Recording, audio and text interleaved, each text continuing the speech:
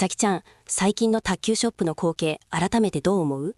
壁一面に並んだラバー、1枚1万円を超えるハイエンドモデルが勝つための必須条件のように鎮座している。まるで最新のスマートフォンを買うような感覚で、高価な用具こそが正解だという空気が支配しているよね。本当にそう。このラバーに変えれば君のドライブもプロ級だよなんて言われると、つい財布の紐が緩みそうになります。でもお小遣いや部活の予算を考えると、1枚1万円はやっぱり異常ですよね。それでもやっぱり高いラバーの方がボールをギュッと掴む感覚が強くて、回転も猛烈にかかる。それは否定できない事実なんですよね。実はね、そこが最大のマーケティングの罠であり、物理学的な誤解の始まりなんだ。今回僕たちが徹底的に読み解いていく卓球ラケットの玉持ちつかみレポートには、既存の常識を根底から覆す実に刺激的な一文がある。メーカーや老舗ブランド、果ては経験豊富なベテランプレイヤーさえも教えてくれない卓球用具の不都合な真実。これが今回のテーマだ。教えてくれない真実。なんだか秘密結社の機密文書を盗み見するみたいでドキドキします。具体的にどんな驚きの結論が待っているんですか？結論を先に言おう。プレイヤーが本能的に、そして渇望している玉持ちやつかみという思考の感覚は、実は高価な最新テンションラバーよりも、八坂のマーク5や日卓のフライアットシリーズのような数十年にわたって愛され、時に初心者用と侮られてきた普及価格帯の用具にこそ、最も純粋な物理的形態で備わっているっていう主張なんだ。マーク5って中学校の部活で最初に出会う基本中の基本ですよね。それが1枚1万円のハイエンドラバーよりも掴むの本質を握ってるなんて、にわかには信じられません。その驚きこそが僕たちがこれから解き明かす工学的ルネッサンスへの入り口だ。最新のハイエンドラバーはスピードを出すためにゴムを無理やり引き伸ばして反発力を高めるテンション技術によって、物理的にボールを離す速度が極端に速くなってしまっている。一方で普及価格帯の用具は材料本来の性質、つまり粘弾性とエネルギー散逸を生かしているから、ボールとの接触時間を劇的に長く保てる。今日は全20パート、文字通り脳が溶けるほど深く、その正体を解明していこう。さてケンジさん、これから20パートにわたる壮大な旅が始まるわけですが、まずはこのレポート全体が何を一番伝えようとしているのか、忙しいプレイヤーのために大事なポイントを3分でわかるように凝縮して教えてください。 OK。 このレポートのエグゼクティブサマリーの核心は、つかみとは特定のパーツの単独性能ではなく、用具全体が調和したシステムの整合性、工学用語でいうところのインピーダンス整合であるという点だ。大きく分けて3つの技術的柱がある。3つの巨大な柱、しっかりメモの準備はできてます。1つ目は界面の分子化学。合成ゴムの反発力に依存せず、天然ゴム比率が高い定番ラバーが持つ濡れ・ウェッティング現象による密着感覚。2つ目は構造の動的物理。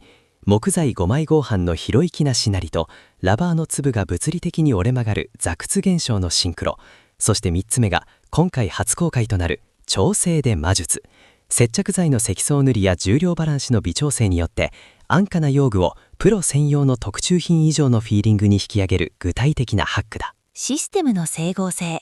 つまりラバーだけ、ラケットだけが突出していてもダメで、それらが仲良く協力し合って初めて私たちの手に掴んだという確信が届くってことですね。その通り。内部リサーチ資料では、高価な用具を買い漁るよりも、自分の今の筋力、するとスイングの加速曲線に合わせて用具全体の反発タイミングを一致させること、これこそがミスを劇的に減らし、回転量を最大化する最短距離だと断言している。自分の力に合ったものを選ぶ。当たり前だけど派手な広告の陰に隠れて、意外とみんな見失っている真実かもしれませんね。そうなんだ。これから第3パート以降で、その一つ一つの要素を電子顕微鏡で覗くような解像度で解説していくよ。各論のスタートですね。まずはラバーの表面、トップシートの話からいきましょう。レポートの最初の章はエラストマー界面の化学となっていますけど、エラストマーって要するにゴムのことですよね。正解、ゴム弾性体の総称だね。ここで重要なのは、八坂のマーク5のようなロングセラーラバーがなぜこれほどまでに掴むと言われるのか、その科学的根拠だ。八坂マーク5の性能特性と初心者への推奨理由という資料を引用すると、その鍵は天然ゴム NR の配合比率にあるんだよ。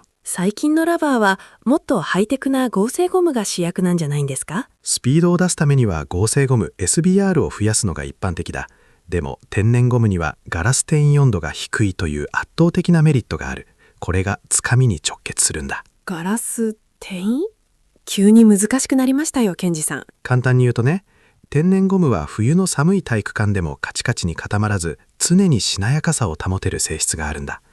ボールが当たった瞬間、ラバーの表面がボールのミクロな凹凸に対してまるで液体のようにじわっと馴染んでいく。この現象を物理学で濡れ、ウェッティングと呼ぶんだよ。ラバーがボールに濡れる。あ、わかった。乾いた吸盤よりも少し湿った吸盤の方がピタッと強力にくっつくような、あんな感じですか？素晴らしい例えだ、美咲ちゃん。実出面積が増えることでミクロのレベルで滑る余地がなくなる。これがプレイヤーが感じる吸い付く感覚の正体だね。ハイエンドラバーは反発を強めるためにこの濡れの時間を犠牲にしがちだけど、マーク5のような天然ゴム比率 80% 以上のラバーはインパクトの初期段階でこの密着を完璧に作り出してくれるんだ。さっきの濡れでボールに密着した後はどうなるんですか？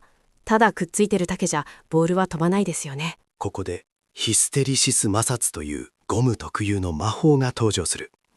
ライブリサーチ資料卓球ラバーグリップ力向上用具レポート .pdf ではこの現象をつかみの心臓部として詳述しているよ。美咲ちゃん、ゴムを引っ張ってパッと離すと元の形に戻るよね。それはもう勢いよく戻りますよ。でもね、実は戻る時の力は引っ張った時の力よりも少しだけ弱くなっているんだ。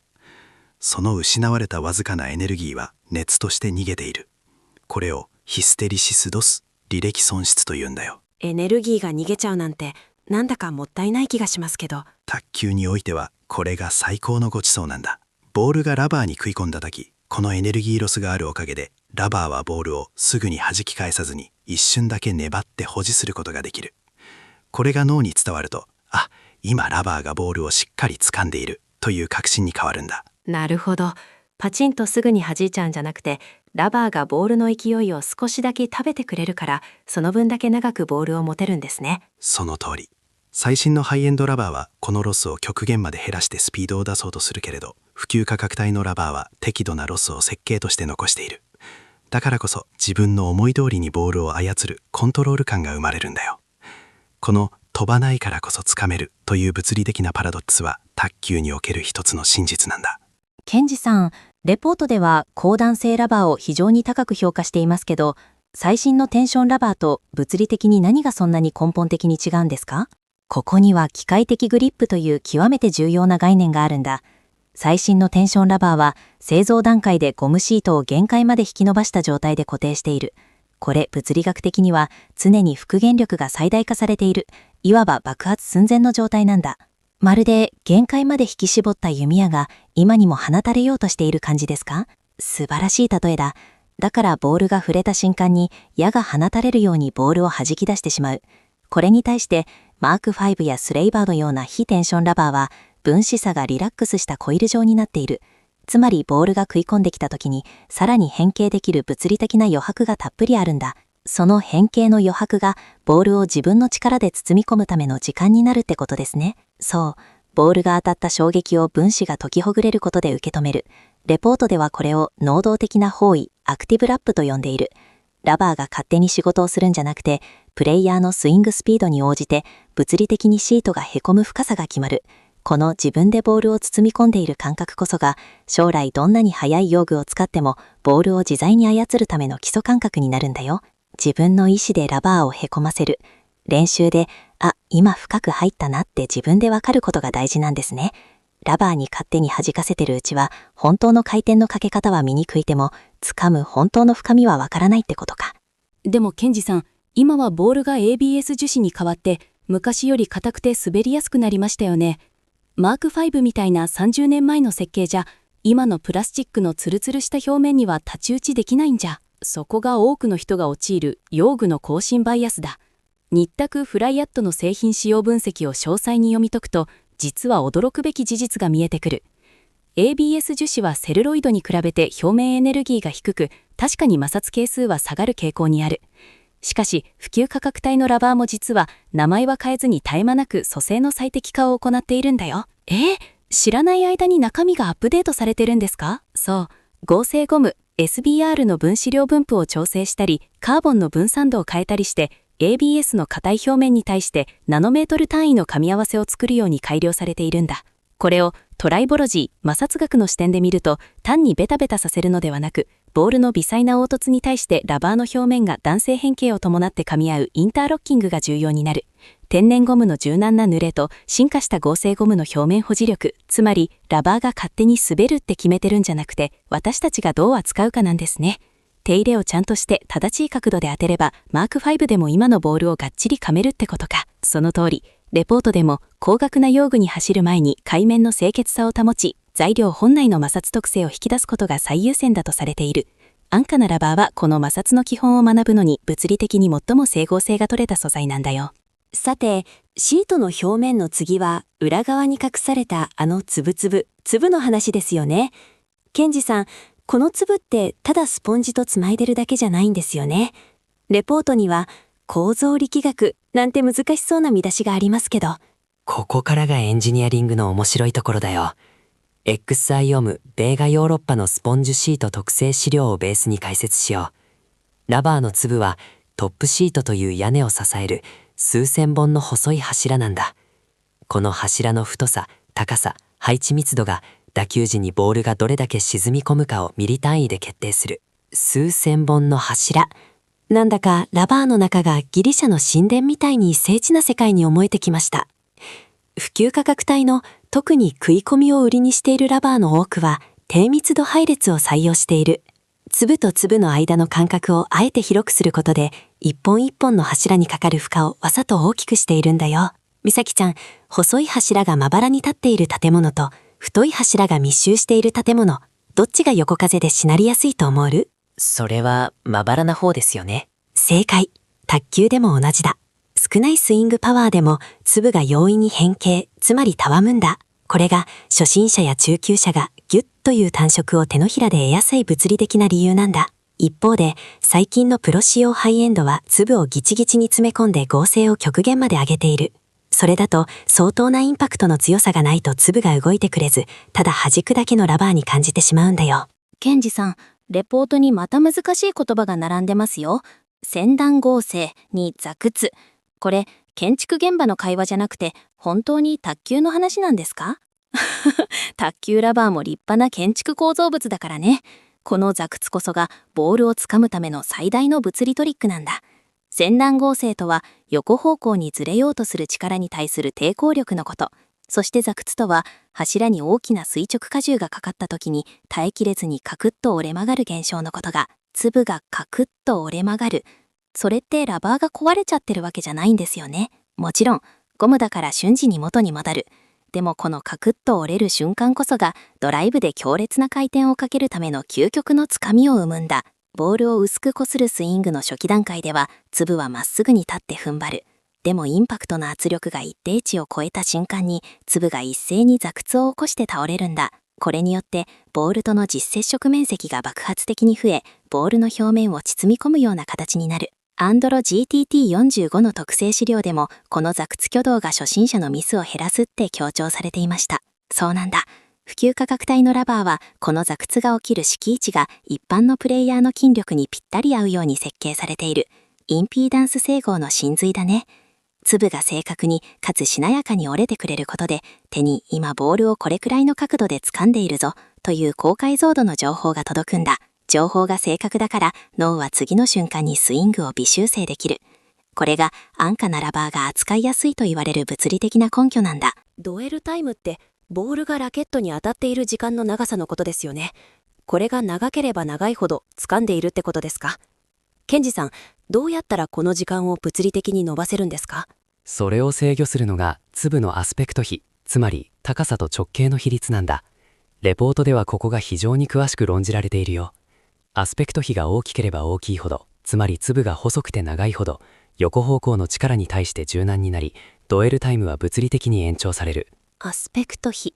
なんだかテレビの画面サイズみたいですけど、ラバーの粒にもそんな黄金比があるんですね。その通り。普及価格帯のラバー、例えば八坂マーク5などは比較的アスペクト比を高く保ち、非力なプレイヤーでも物理的なドエルタイムを稼げるようにしているんだ。一方、最近のニッタク、ブラスタックのような最新モデルはさらに一歩進んだ戦略をとっている。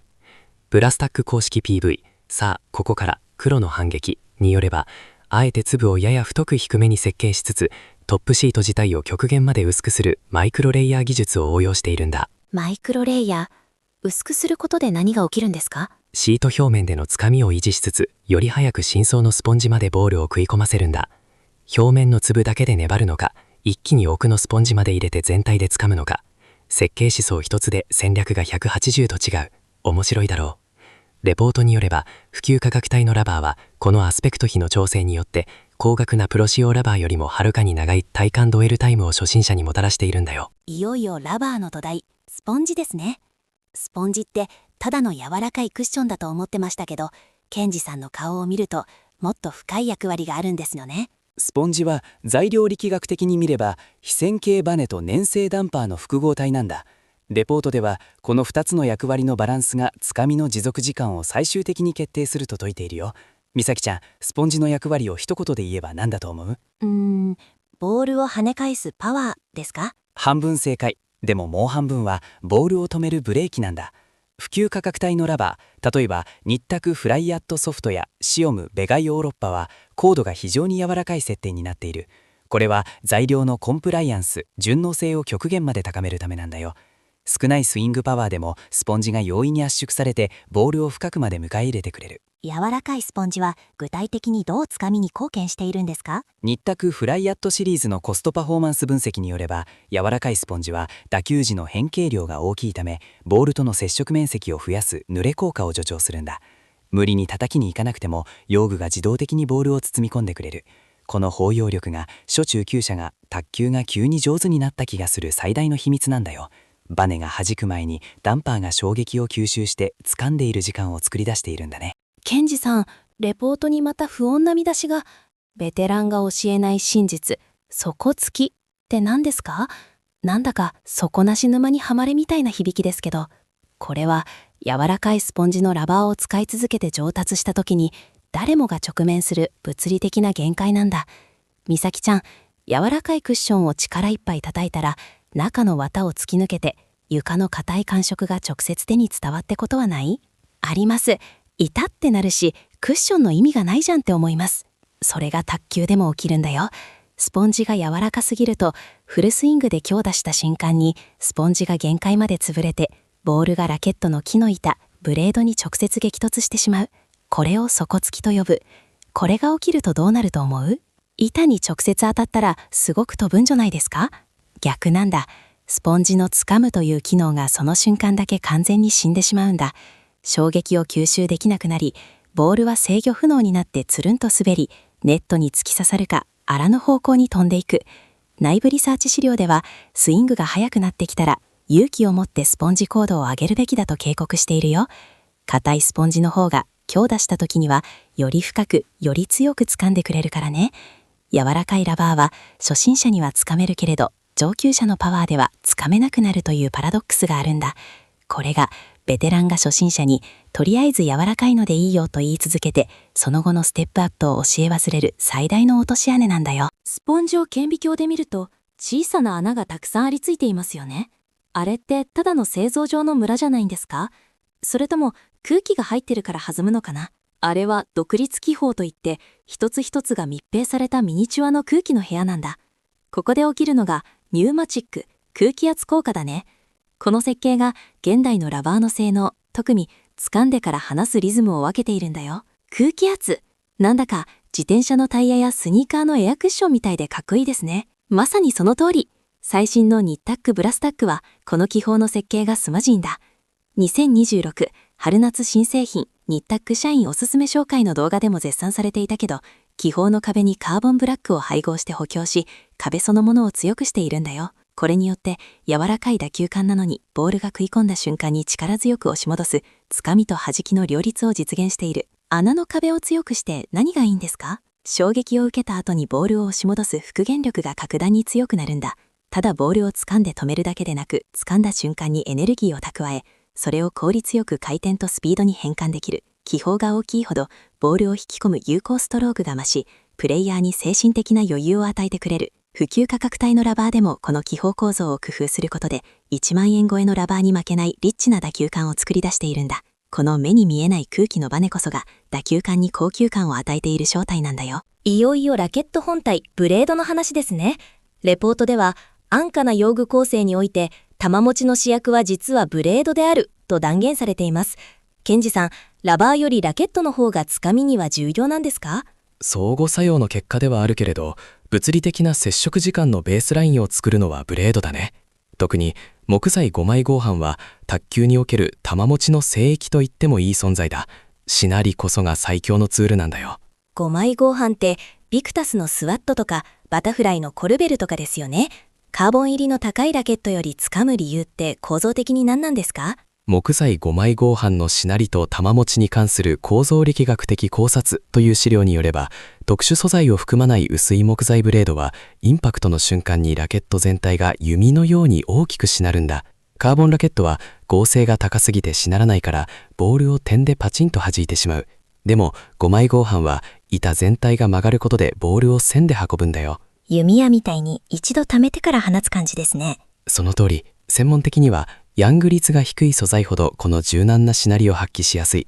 さらに言えば、木材の細胞壁が持つ微細な粘りが衝撃をマイルドにして情報の解像度を上げているんだ。初心者向けと言われがちな5枚合板が実は玉持ちの究極系であり、自分のタッチを磨くための情報の導管として最も優れているという事実は材料科学が証明しているんだよ。レポートの比較表でもコルベルやスワットの評価は安定して高いですよね。特にコルベルは私が生まれる前からずっと売れ続けている大ベストセラーです。ケンジさん、なんでこれずっと最強なんですか？コルベルはもはや玉持ちの世界標準だからね。材質別卓球ラケット徹底解説10オールでも紹介されているけど、上板にリンバという柔らかい木材を使っていて、手に伝わる振動がとにかく心地よいんだ。美咲ちゃん、振動って何だと思う？手がしびれるから嫌だって人もいませんか？私の友達にも響くのが苦手って子がいますけど。逆なんだよ美咲ちゃん。その振動こそが上達するために必要な情報のフィードバックなんだ。今これくらいの強さで当たってこれくらいの時間ボールを掴んだという情報が振動として脳に伝わる。情報が多いからこそ次の打球で微調整ができるんだよ。振動を完全に消してしまう特殊素材ラケットはいわば情報の耳栓をしているようなものなんだ。情報の耳栓、それは怖いですね。一方のスワットはどうなんですか？あれは確か7枚合板ですよね。そこがスワットの魔法なんだよ。2026年版卓球ラケットとラバーの選び方完全ガイドによれば、スワットは7枚合板でありながら木材の角層を極限まで薄く重ねることで5枚合板のようなしなりを完璧に再現している。7枚のパワーと5枚の玉持ちを両立させて、しかも低価格。まさに木材の重ね方の物理的勝利といえる傑作だよ。伝説的なつかみを持つ用具は常に手に何を伝えるかを計算して作られているんだね。ラケットの表面の木の種類についてもレポートに詳しく書いてあります。リンバとかコトとか、これがラバーの性能まで変えちゃうって本当ですか？ケンジさん、ただの表面の板じゃないんですか？劇的に変わるよ。これを物理学でアンビル効果と呼ぶんだ。美咲ちゃん、アンビルって知ってる？また新しいことだが、アンビルってアニメとかで鍛冶屋さんが真っ赤な鉄を置いてハンマーで叩くときに使う重い鉄の台のことですよね。その通り。土台が硬いアンビルだと、その上の鉄はすぐに平らになるだろう。卓球でも同じで、土台が硬い上板、琴材などだと、その上のラバーはすぐに逃げ場を失って、ボールに押しつぶされてパチンと弾き出される。でも、土台が柔らかいリンバ材やヒノキ材と、ラバーは土台と一緒に奥まで沈み込むことができるんだよ。水のフォルティアス NTA 発売プレスリリースでも、木材の選定が打球間の包容力にどう影響するかが熱く語られていましたね。そう。普及価格帯のラケットにリンバ材が多く採用されているのは、初心者が、今ボールをしっかり掴んだと直感的に理解できるようにメーカーが意図的に設計しているんだ。上板の厚さ 0. 数ミリの違いがラバーの食い込みを 10% 以上も変えることもあるんだよ。この土台のしなりがラバーの表面の濡れを最大限に引き出すという相乗効果もレポートでは強調されているんだ。土台がラバーを掴ませてくれているんだね。ケンジさん、ここがレポートで一番マジで今すぐやってみたいって思ったところです。接着剤を何度も塗ると安いラバーでもつかみが良くなるって魔法みたいですけど本当ですか？私いつも薄く均一に塗るのが正義だと思ってました。これこそがメーカーが公式には積極的に教えない最大のチューニングの秘密かもしれないね。レポートではこれをシステムのインピーダンスを調整する第3のエラストマー層と呼んでいるよ。美咲ちゃん、接着剤って乾くとどうなる？伸び縮みするゴムの膜になりますよね。その通り。ニッタックのファインジップのような膜が厚くなりやすいラテックス系接着剤を3回から5回ほど丁寧に重ね塗りするんだ。すると 0.2 ミリから 0.5 ミリ程度の非常に柔軟なゴムの膜ができる。これがグルー層だ。それが打ち心地にどう影響するんですか？この自作のグルー層がインパクトの衝撃をさらにマイルドにしてラバーをより深く沈み込ませるんだ。水溶性接着剤ラテックス系の重ね塗りによるグルー層形成と打球感への影響というレポートによれば、これによって安価な固めのラバーであってもトッププロが好むようなもちもちのつかみに変身させることができる。まさに用具全体の衝撃吸収特性を自分でカスタマイズする究極の技だね。1万円のラバーを買うより1000円の接着剤を丁寧に塗る方が効果的な場合もありそうですね。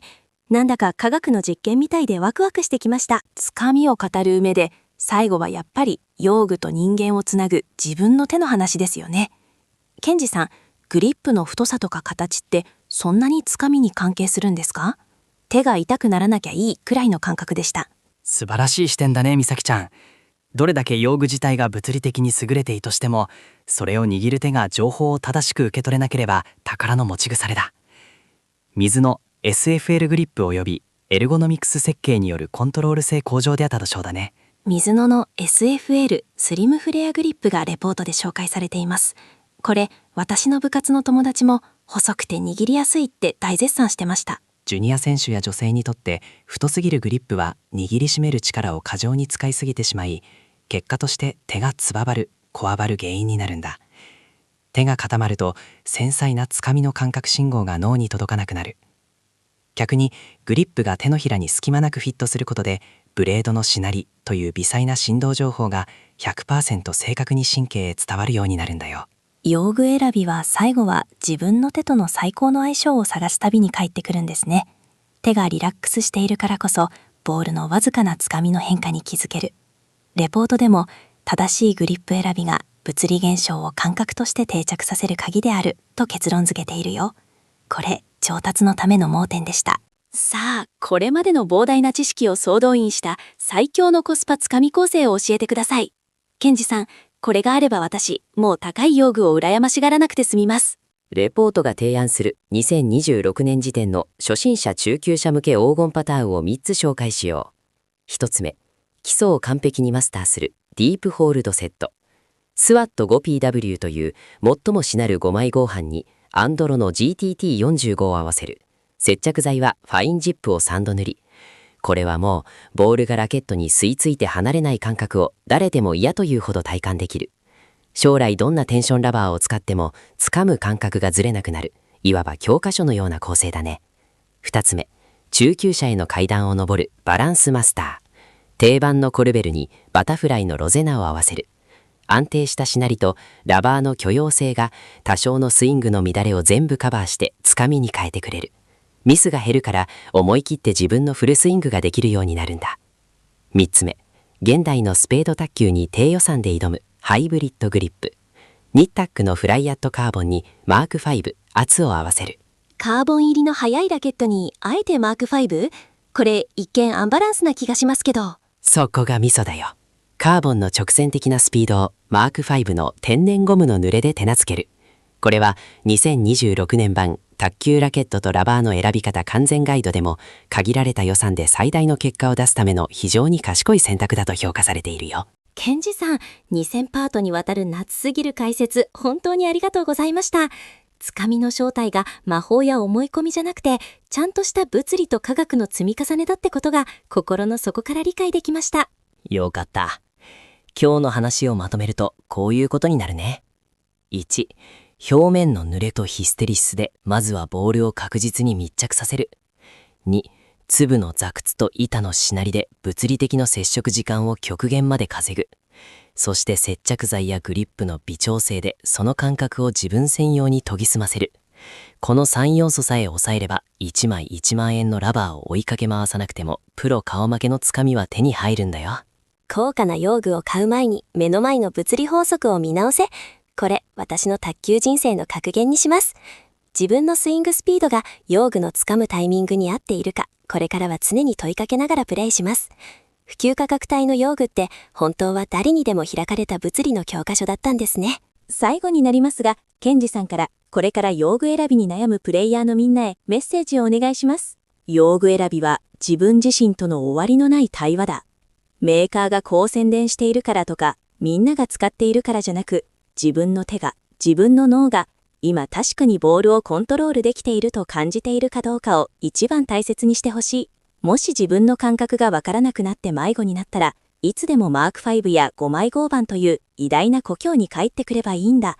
そこには常に変わらない真実があるからね。偉大な故郷。なんだかラケットケースを開けるのがもっと楽しくなりそうです。私も自分の力でボールをしっかり掴んで、コートの隅々までコントロールできるように、明日からの練習もっともっと頑張ります。その意気だね。物理学を味方につければ卓球はもっと面白くなる。さあ、一緒に卓球の真実を追求し続けよう。全20パート、最後までお聞きいただき本当にありがとうございました。さようなら。